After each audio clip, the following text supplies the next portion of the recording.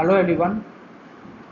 Welcome to week 7 Haskell Programming, Introduction to Haskell Programming live session.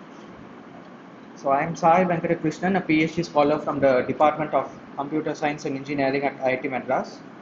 So the agenda of the live session is if you have any queries in the assignments on the lectures, you can post it in the chat box or you can unmute yourself and ask. So we'll be discussing week 6 assignment questions. Okay. So let's start. So in week 6, there were around 4 programming assignments, I guess, if I'm not wrong. Yeah, 4 programming assignments, right? So, and most of these, more or less all of these programming assignment questions were sort of similar. Um, it didn't show like sort of like variation, like because most of them dealt with integers directly, like division, modulus, remainder, those type of operations. And most of these programming assignments, the all these 4 programming assignments dealt with sorry, so dealt with uh, finding each digit and then converting it into some other representation like binary or hexadecimal or some other notation. Okay, so let's start with the first problem. It asks us to define a function dropouts which takes a parameter integer and returns back an integer with the following behavior. For any positive number n, dropouts uh, should return a number by dropping all the odd digits in m, and they have given test cases. So the first two are like sort of trivial. So 0 and 8 are even, so it retains the number as it is. But in 1, 3, 5, 7, all are odd digits. All the digits are odd numbers. So it drops all the numbers and it returns back as 0, since if all the digits are dropped, it should return back as 0. Right? So now, for example, if you have 2, 3, 8, 7, it should return 2, 8. So this is the behavior of the this should be the behavior of dropouts, right? So, well, was anyone of you able to solve this problem? If yes, can you share your logic?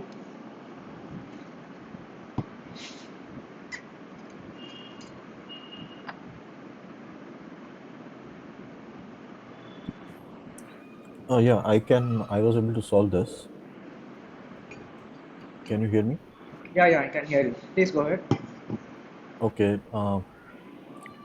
So actually, should I share my screen or just explain No, no, what you I? can just explain. Yeah. Actually, I wrote an auxiliary function. Okay, It may be little. I'm not sure if it is the. I'm sure it is not the simplest solution. right, But that auxiliary function basically, what I do is at every point I segment the number into some part which I've already filtered out the odd numbers from, and okay, the remaining part which is to be processed. right, And I maintain the number of digits in the already processed number, right, uh, and I pass these three arguments: the remaining unprocessed number, the number of processed digits, and the processed number right, to this auxiliary function, which is like if it is zero, it just returns a remainder or the fully processed number. Otherwise, it calls it by some kind of operation on the like it right, checks whether it's odd digit at the last of the remaining of the still to be processed number. If it is odd, it removes it, and then it will basically make sure that number gets. If it is odd, it removes it and it goes on to the next level. hmm, If it is even, it adds the last digit to the right hand side remainder, and right. then it finishes off like that. Yeah. Okay, cool. So basically, the solution is like you should do. So say if you have a number like 2387, you should recursively divide this number by 10, right? So that you get each digit out. So recursively, if you divide this by 10, you will get like 238 and then 7. and this you should divide again, so this will become 23 and 8, and this again, so 2 and 3, right? So by this you get each digit separately, and now you can check whether this an even or odd by doing a mod operation with 2. And if it's a even number, you should accumulate all the even digits into a single number. But the key thing is you should maintain the order, right? So basically what we can do is when we divide by 10 in this recursive manner, we start from the least digit, right? We start from the least digit. So basically this the least significant, and this the most significant, right? So we sort of recursively divide by 10, and since the digits that the order of checking the digits goes from least significant to most significant, the number that the function should return back should be a number containing all the even numbers as their digits, and that number should be multiplied into 10 plus the current digit plus the current even digit, if it's an even number. Else you just return back whatever the recursive function returns. So basically, like, if I supply if I supply the number 2387 to this function, it will it should recursively call the function again on this number 238, and for convenience let me just make it 2388.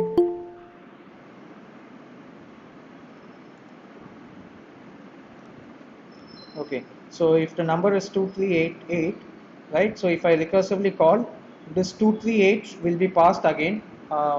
It will be recursively called, and this number would be passed.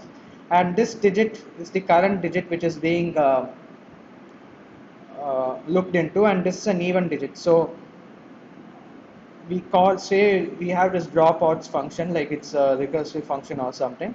So we'll invoke drop odds again with this number 238, and whatever even digits are retained in this 238, that number into 10 plus the current even digit that we are looking into. So basically this should return 28 into 10 plus 8, which is 288, right? So this is what the logic is. So recursively you keep on dividing by 10, get the digit out, and the remaining number, as you mentioned, Vardan, we sort of like track the part of the number that is being checked, the digit that is checked, and the remaining number we just pass it to the recursive function again.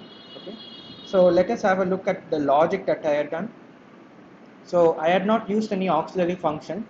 I need not track the number of digits, right? So your solution is also correct, but here, like, we need not use the auxiliary function. We need not track the digits. It's just first time doing first time. So this code, right? So this quotient function. So say this number 2388. From this number, this quotient function will get this part of the number out, right? So num1 will be 238, and num2 will be mod. So whatever is the remainder, right? So which is this. So num2 will be 8, and now I'll check whether num2 is even or not by checking the remainder uh, by dividing that number digit with 2, right? If it's 0, it's even, otherwise it's odd. So once I get this, what I can do is I can again call dropouts of num1, which is I have checked whether 8 is even or odd. Now I should check whether I should retain all the even digits within the this most significant part of the number, which is 238. So again call drop odds of num1, but the only difference between is between the if else cases, if the current digit is an even number, then I should be attaching this 8 to the result whatever drop odds return. So I should multiply by the result by 10, and then add this number in the least significant position. If it's an odd number, the current digit I am looking in, which I'm looking at, then I need not attach the digit. I can just return back whatever the result dropouts returns back. I can just return that as it is, because the current digit is an odd number. I can just ignore that odd number. Okay, so now if I call 2388 draw pots on this, right? So the call, it will first check 238 and then 8. Now it's checked, it's an even number. So whatever it results, it returns back into 10 plus 8, and on this it will again check 23 and 8. So again this is into 10, and this one is 23, 2 and 3. So now this is like 2, and this is odd number, so whatever as it is, it should pass it on over here. So when it passes 2 over here, 2 into 10 plus 8, which is 28. And now when this is passed, 28 into 10 plus 8, which is 288. So finally I removed off 0, sorry, I removed 3, and I've just retained 288 as the number. Okay, so is the logic clear for draw pots?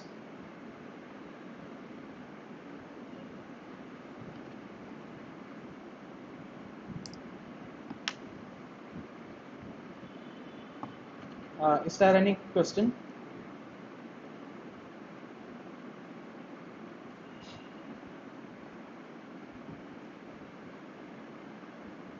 Okay, cool. Walden, do you have any specific doubts in this logic? So I have not used any auxiliary function. So logic clear? Yeah, I think it's clear. It's a good one actually. Yeah. Okay, cool. So in that case, let's move on to the second question. So define a function more zeros which takes an integer as an argument and returns a boolean value, and uh, the logic should be the binary representation of the number. If it has more zeros than ones, then you should return a true. If it's equal or less than ones, then it should return a false. So they have given some test cases. So more zeros of 0, it's the binary representation of 0 is 0, 1 is 0, 1. So I assume everyone knows how to calculate the binary representation of a number, right? Anyone doesn't know how to calculate the binary representation? Okay. So we have 2, which is 1 0, and 4, which is 1 0 0.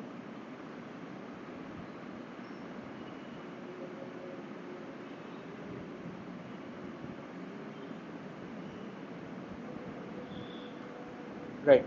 So now this is the binary representation. Um, okay.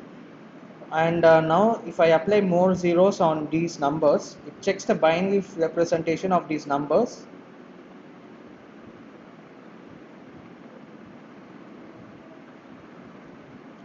And if it has more zeros, it returns a true. So here there are no ones, so it returns a true.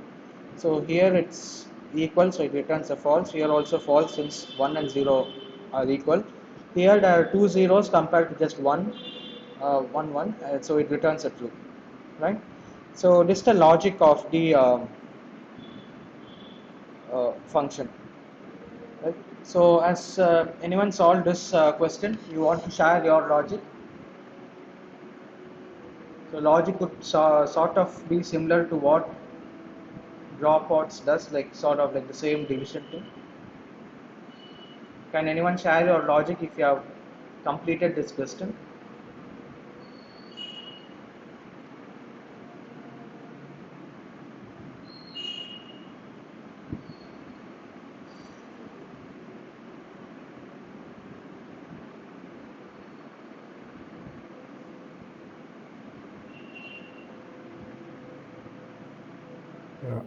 Yeah, I mean, I've solved this with one function which can compute the number of zeros in the binary representation. Okay, That is kind of similar to what we had about finding out the odd numbers, I think. right, It recursively calls that function again. In case it is a zero, then it adds one and then calls that function again. right, Otherwise, it just calls the next level of the function. And also, I've written a function for the number of digits. in the binary representation of a number. Okay. Instead of maybe, I mean, I could have done probably finding number of zeros and number of ones. I thought maybe maybe it's a different way to do it. So Okay. yeah, so I found the number of digits in the binary representation and and checked whether the number of zeros is more than the number of digits divided by two Right. in integral form. Yeah. Right. Right. So, okay, good. Okay. Uh, so, Tyagarajan, you have mentioned get the digits list and compare the number of zeros and ones. So, what do you mean by get the digits list? Can you elaborate?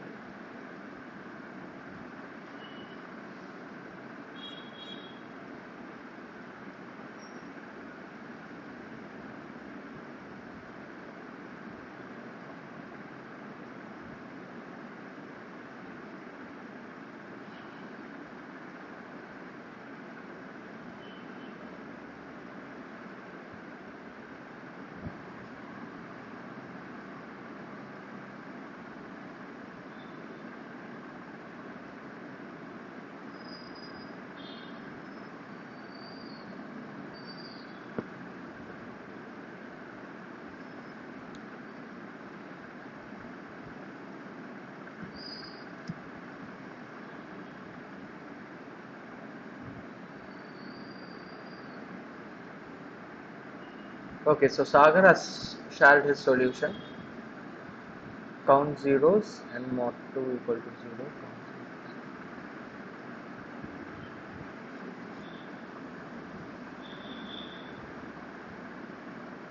Right.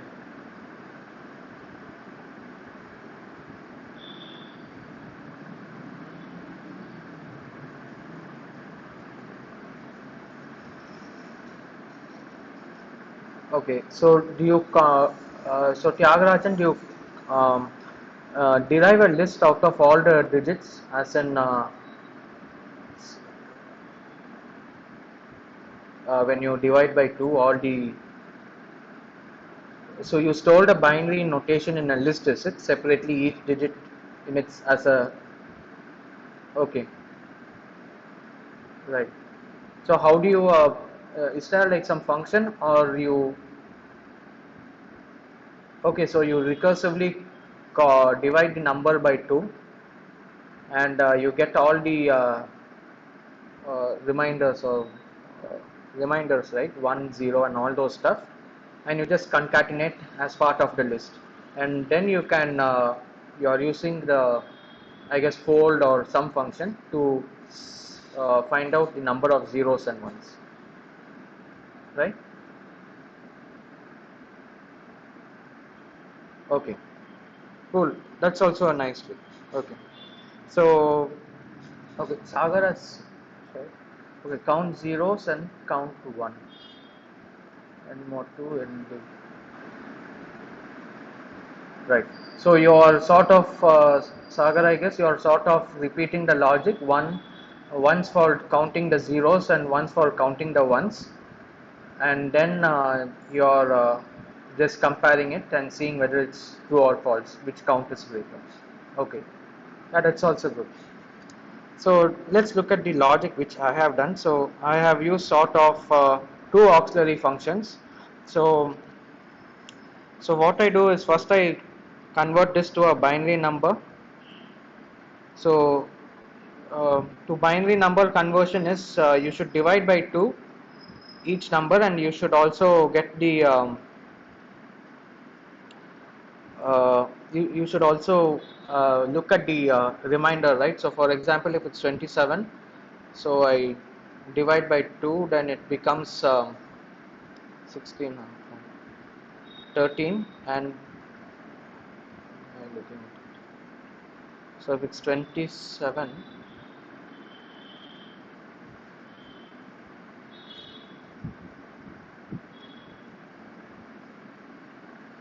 it's 13, and you get 1 as the reminder, and when you again divide this 13, you get 1 as the reminder, so and the quotient is 6, and again when you divide by 2 you get 3, but you get 0 as the reminder, and now it's just um, 2 into 1, right? So you get 1 as the reminder, and now you get like, so it's just 0, so 1.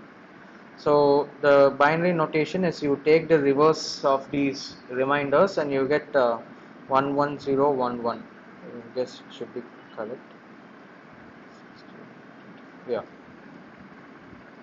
So this is how you find out the binary notation. So the same way what I am doing is I am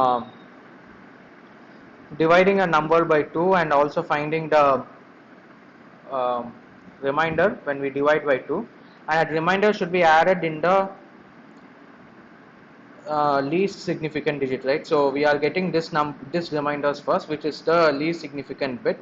So the same way what I did for dropouts, in the same way the remaining num1, right, this 13 or 6 whatever I am getting the quotient, I should convert that into a binary. I am just calling the binary 2 binary recursively, and whatever number I get from that into 10 I am doing, and plus this num2 to attach this bit in the least significant position. So once I convert this, convert a number to the binary notation, now what I do is I invoke the auxiliary function more zeros auxiliary. So this more zeros auxiliary, it does nothing. So what it does is it checks whether it just calculates the number of zeros and ones it has seen. So given a number in a binary notation, it returns a, a pair of numbers, the first one representing the number of zeros and the second one representing the number of ones. Okay, and the base condition for the auxiliary function is if the number itself is a 0 or 1, I just return this default value, which is 1 comma 0 or 0 comma 1. Okay, otherwise otherwise what I do is I just return I just recursively invoke this function. What I do is say this is the binary notation 11011. I just so here actually what Tyagarajan has done is these two binary notation, he has derived a list.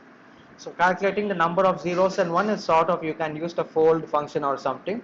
That's a cool trick. Here instead of doing that, what I have done is I've gotten the number as it is, the two binary notation, and now again I am doing a mod operation recursively. I am dividing this number, getting each digit and seeing whether it's equal to 0 or equal to 1, and if it's equal to 0, then I am adding the count to 1 plus a, I am increasing the 0 count, and if it's a 1, I am increasing the ones count, and then I um, and recursively call this function by the remainder of these digits, the most significant part of the digits, and once the base condition has reached, it will just return back all the results, and it returns back a final pair which contains the number of ones and zeros, and if a greater than b, I just return this result. So it's true or false based on the count of zeros and ones. Okay, so is this logic clear? How I used auxiliary function first to convert to the binary notation, get that digit number, and then again dividing that binary notation recursively to inspect each bit individually and see whether it's a 0 and 1, and return back a pair of integers which denote the 0 count and 1 count. So is this clear? Is this logic? Okay, cool.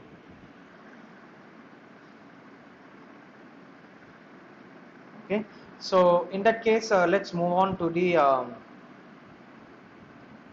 third question. So here they are asking us to define a function bin to ternary, which takes an integer and returns back an integer,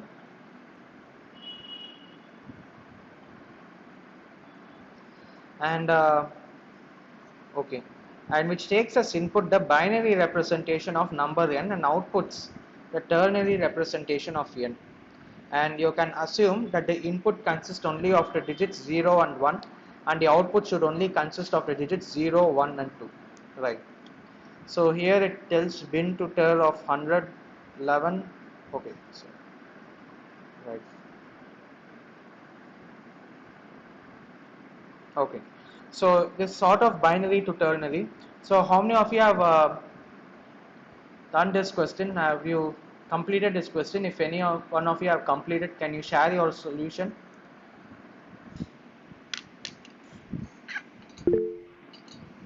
Okay,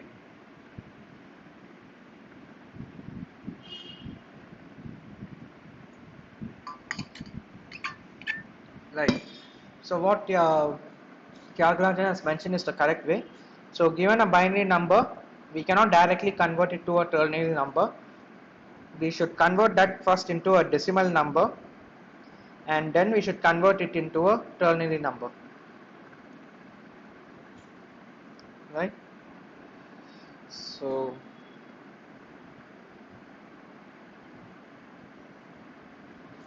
okay, so binary to decimal conversion is sort of if you have 11011 the same way, but here you should get each digit separately, and finally you should return back a number back. This 1 into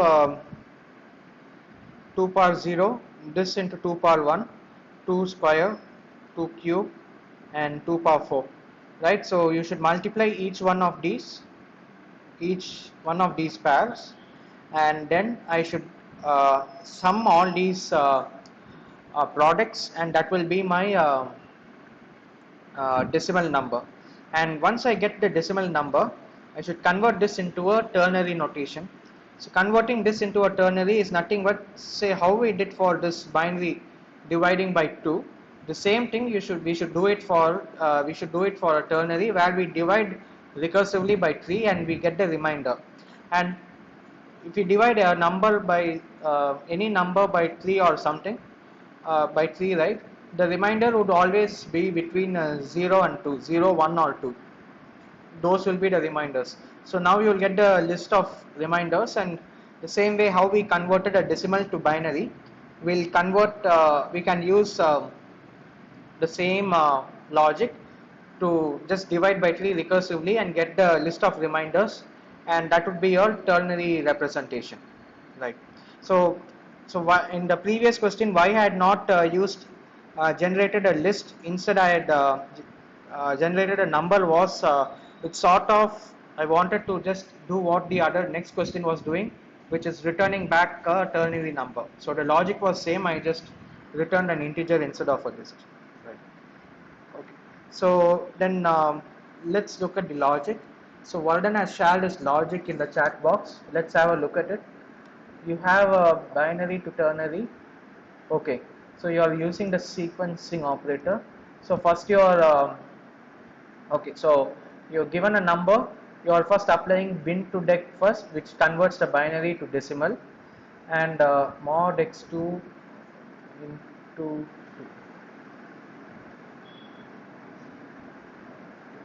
x2.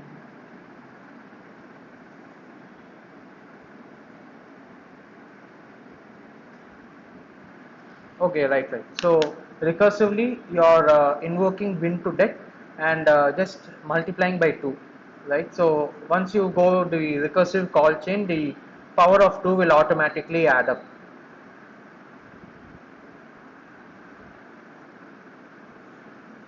right? And then decimal to ternary, once you get the decimal number, you again invoke that into right, divide by 3, you get the remainder, and then attach it to the result of the recursive call, right? Fair enough.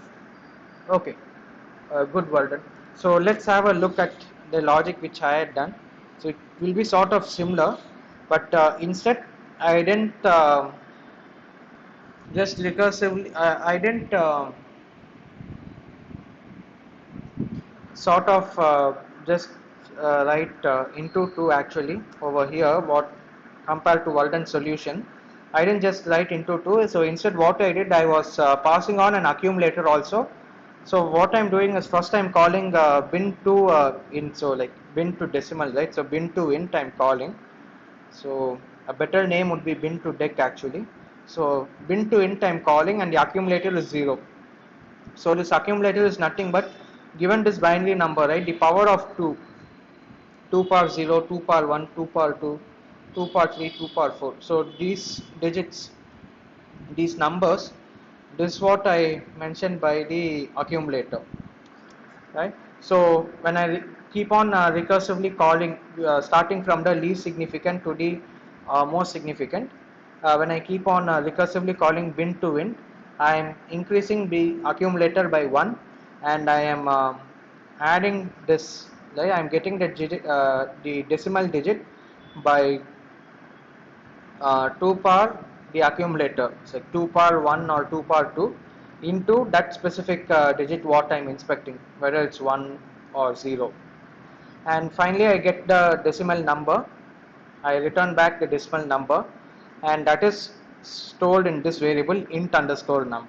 And now I should invoke bin to ter auxiliary, which to which I pass this decimal number, and the logic is same as what I did for the binary number. So the base condition is, if it's any of these three numbers 0, 1 or 2, which are the actual the set of reminders when we divide any number by 3, then I return back just that number and I stop the recursive call. Else I should divide by 3, I should get the remainder, and I should recursively keep on pass that number and dividing it by 3, similar to whatever I did for converting a number to the binary notation. Okay. So is this logic clear? Any doubts in this question?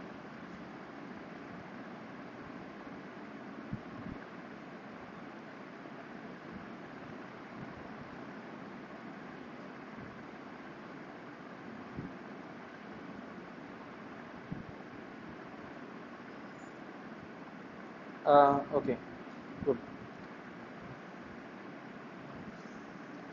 So in that case, let's move on to the final question.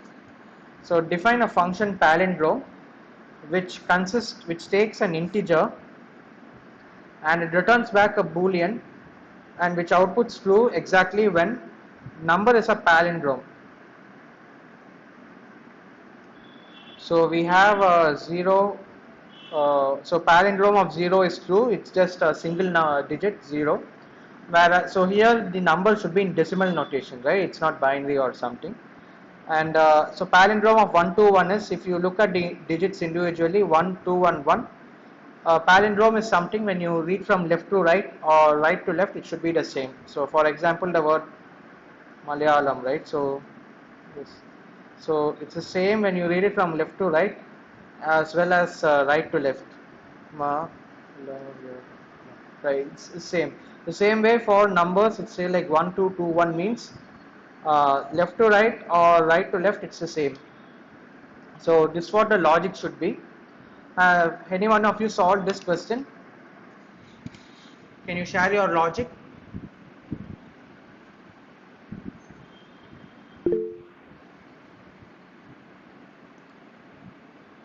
Right. Get the list of digits. Check the list equal to reverse of run.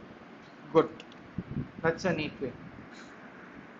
So what Tyagarajan mentions is, say if you have this number 1221, write a function which gets the list, which takes an integer and returns a list of integers, and say given this 1221, it should output 1 comma 2 comma 2 comma 1, and now I can just use the reverse function of the list. When I apply reverse function to this list, it should return back the same list 1221. When I check for equality, it should be the same, and if so, then I am sure it's a palindrome. If the reverse of that list is not same as the original list, then I'm sure it's not a palindrome. Good. Okay. So has anyone of you solved it in a different way other than having a list or something?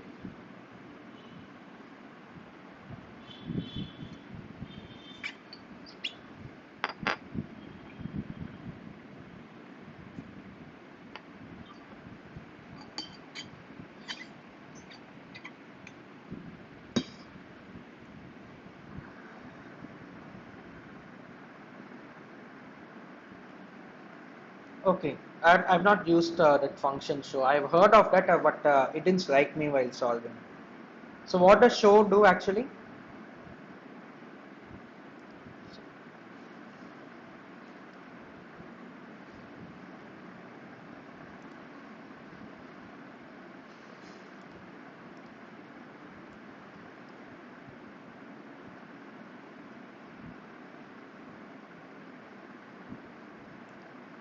Is my screen visible?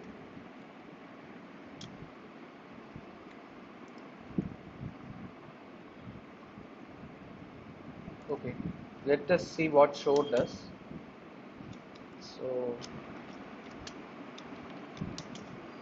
So, show, okay, it takes any type and returns back a string, and the type class should be of type show. Okay.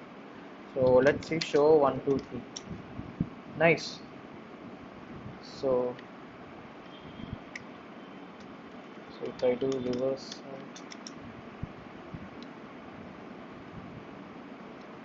is there a built-in function reverse? Okay, it takes a list and returns back a list.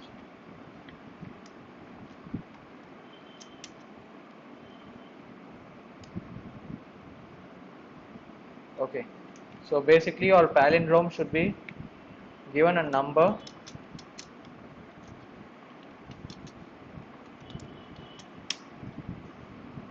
Okay, so right. Thanks Sagar for pointing out show. It's sort of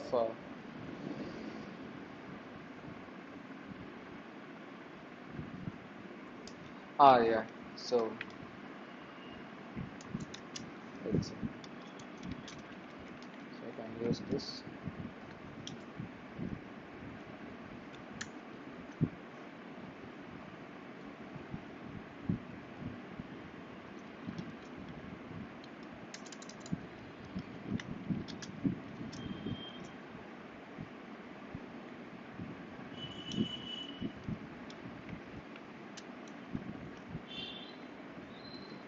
Should I use it?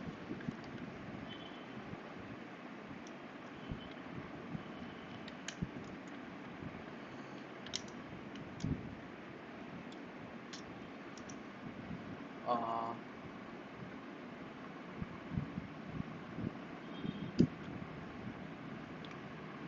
am I missing something? Okay, I'll just do with this itself. This works. Okay. So if I do like 1 2 2 1. Okay. Right. So basically, what Sagar mentioned is we can have a use a show function. So the show function it does nothing but if we have any type which supports the show type class. So given this number, right, it will return back a string notation of the number, and the string is basically a list of characters, right? And now if given this list of characters, we can easily use the reverse function which Tyagarajan mentioned to see whether it's same as the original list and see whether it's a palindrome or not. So once I use show, I get the string notation which is a list notation, a character list notation, and once I do reverse of this list notation, it will reverse the list, and I can check it with check it for equality with the original list by invoking show again. Right. Nice. So in that case,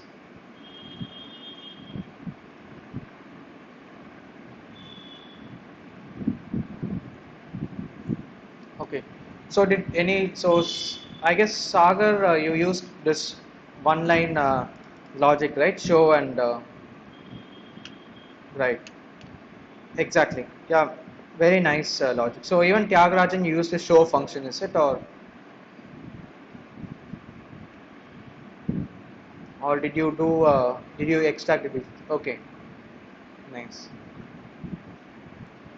Good one, Sagar. Like the logic was pretty one line logic basically, so it was nice. Good, good. Okay, so let's have a look at my logic. Okay, this sort of like convoluted way.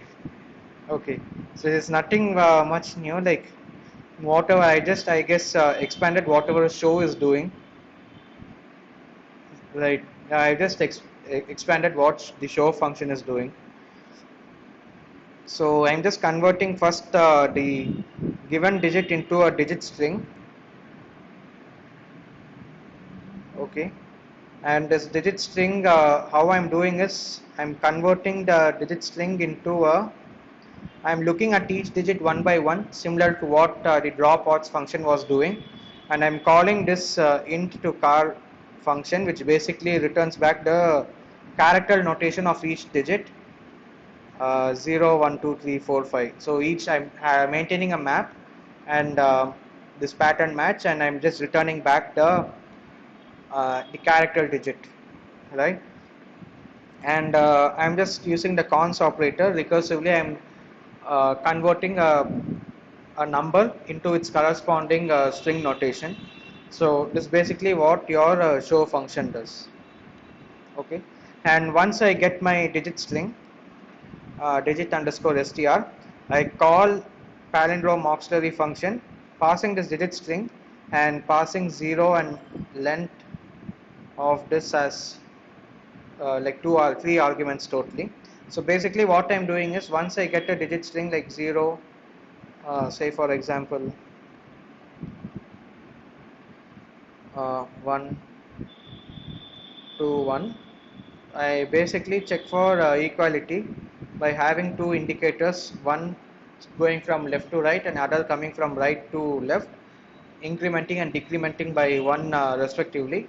And once my right indicator crosses the left indicator, right, the indexes cross, once it's like greater than once my right indicator is no longer to the right of the left indicator, I return back it's a palindrome. Otherwise I keep on checking whether both are equal or not for at each index, incrementing and decrementing the indicators left and right, L and R. And if they are not equal, I immediately break out from the recursion and I just return false. So it is basically like the full-fledged expansion of the reverse function. So basically I've expanded the functions and did the coding. So it is sort of the long way to code, right, to find out a palindrome. It's the longest way, I guess, to possibly code a palindrome function. Okay.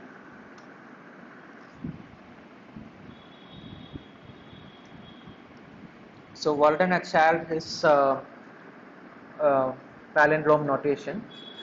Palindrome of integer to bool, num l x less than 2, otherwise pal of maybe num to int list. Okay.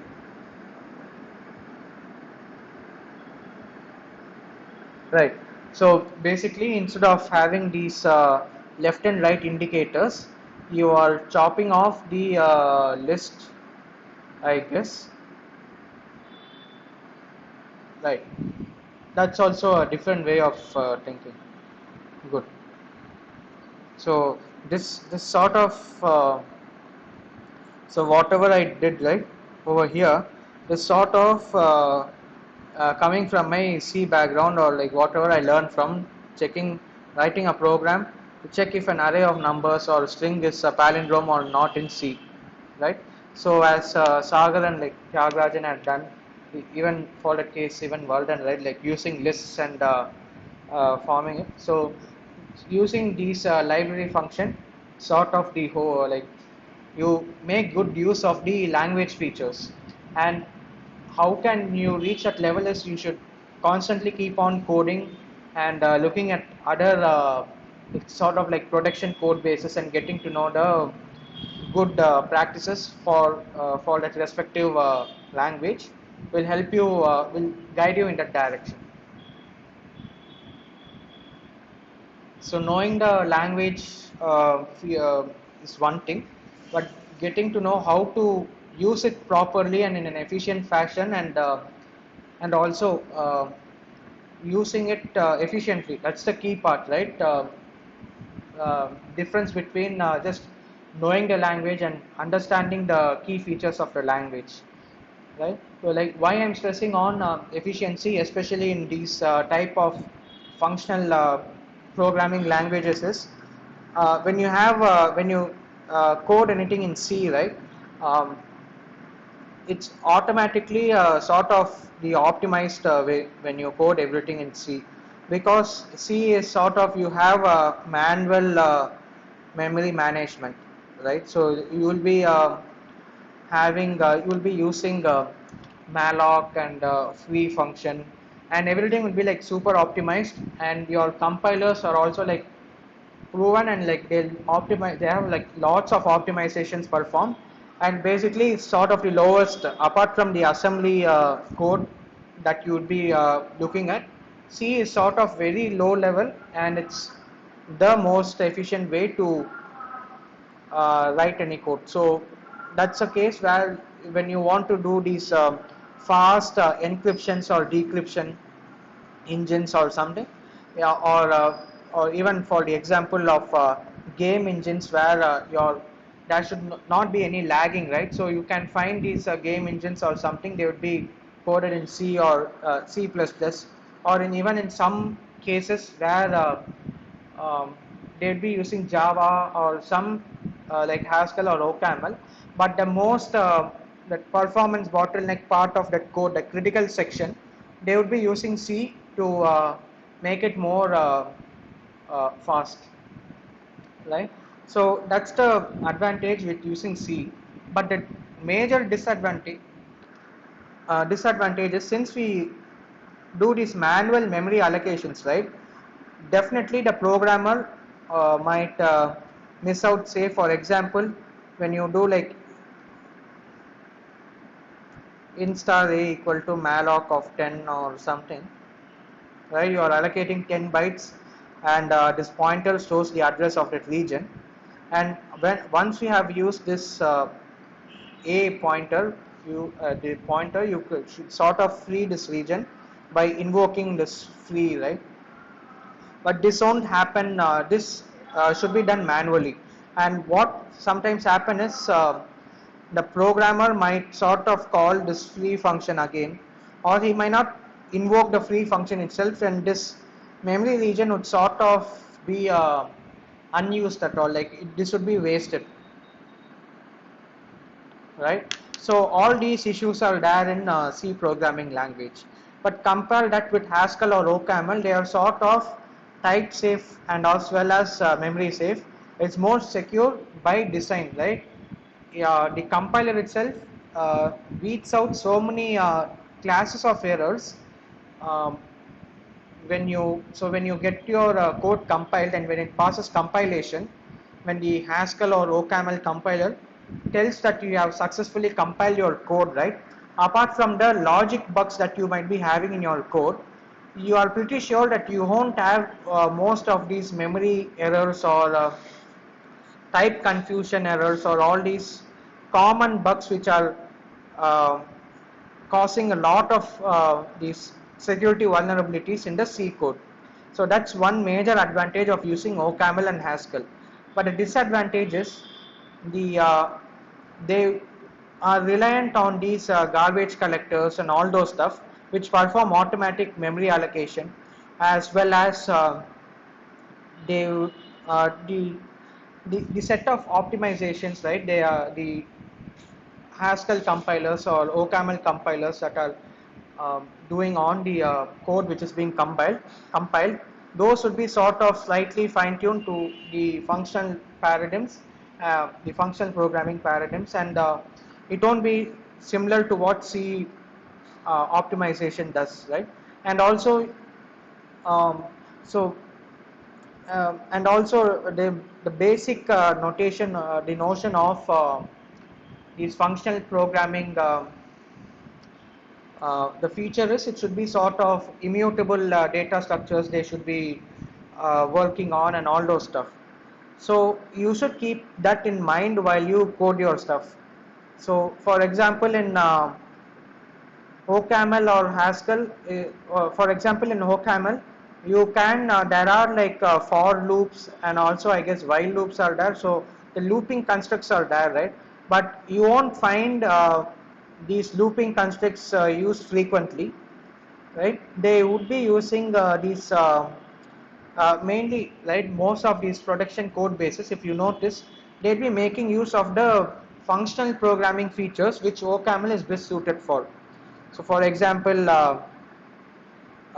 what the higher order functions, HOFs, or streams, right?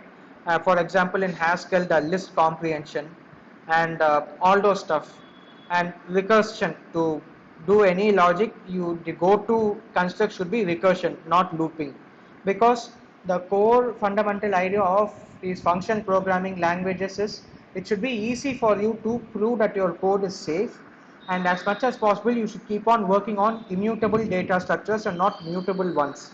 And once you bring in a for loop, your loop identifier itself should be a mutable data structure, which defeats the purpose of adopting functional programming in the first place, right? So understanding the language, why it was why we are adopting this language, and why it is designed in such a way, which is like sort of important when we have to write the code in an efficient way, right? So my and also getting to know the commonly used library functions, right? That improves the modularity of your code. So if someone like comes and sees my code for palindrome, they might not, so if I change the name or something, they might not first understand what my code is doing, at least for like a minute or two, unless they look into the code. Compare that to with the one line logic that we looked at palindrome, right? It was so simple, and making use of library functions makes your code more readable and also easier to understand. Okay, so any doubts in this logic for palindrome?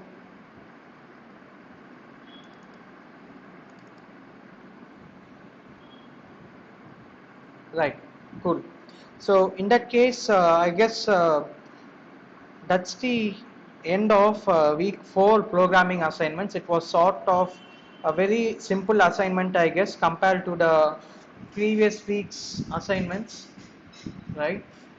Most of the questions were similar, as in we work on each digits, and it's just whether you divide by 3 or by 2, or multiply by 10 or divide by 10. So I guess that's the only difference between all these questions. Excuse me. So if you don't have any questions, then we can wrap up the session.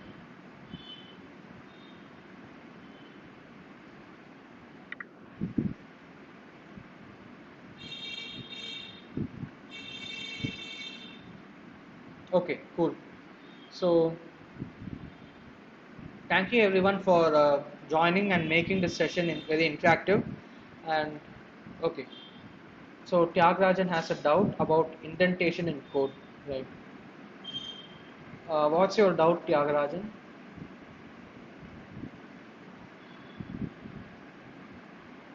In my code, is it? Or Hello. yeah, hello. Yeah. No, not in your code. In general, I mean, I'm finding it a little bit confusing.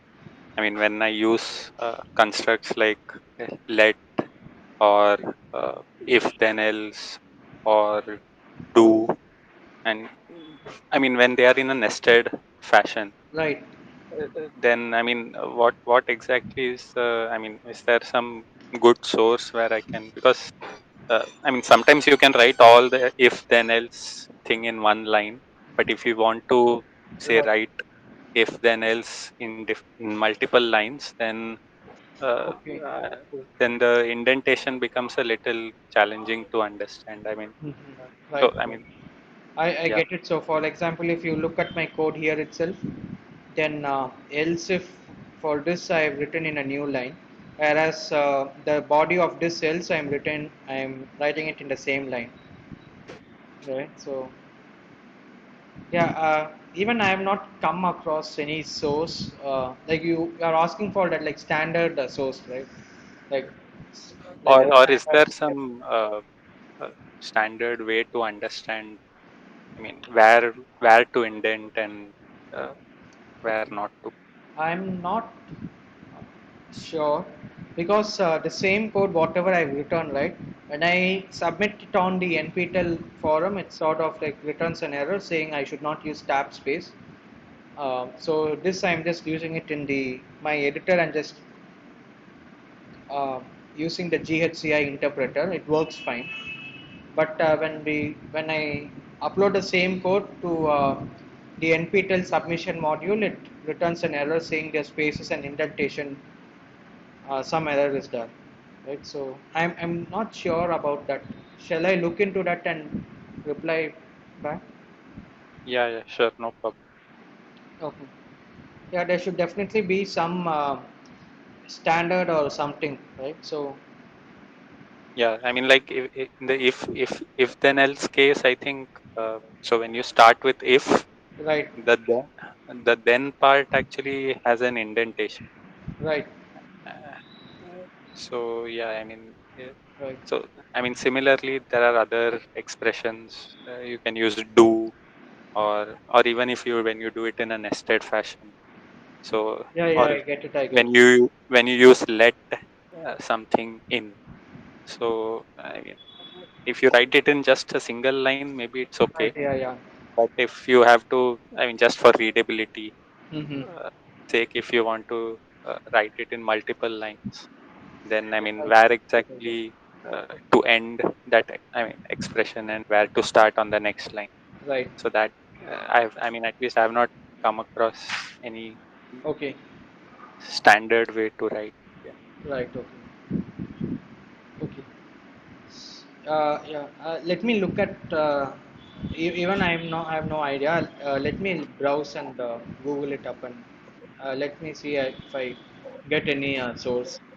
I'll ask the TA also. Okay, sure. Okay. Because I don't know if there are there editors that automatically do that. I mean, I guess yeah. So for example, in Sublime, I guess it goes like it, that space gets aligned automatically. Sort of. I'm not sure whether it's like specific for Haskell or I guess it's specific for Haskell. Yeah. Yeah. You can try out this Visual Code or Vim or something and see mhm. like the standard Haskell editors and see what it does. Okay. Yeah. That will be like a good starting place, I guess. Okay. Sure. Okay. But yeah, maybe if you could Yeah, yeah, ask sure. the I'll look. TA or professor, I don't know if Yeah, yeah, he's available. I'll ask. Okay. Yeah. Okay. Thank you. So, thank you everyone for attending the session. Um have a happy week.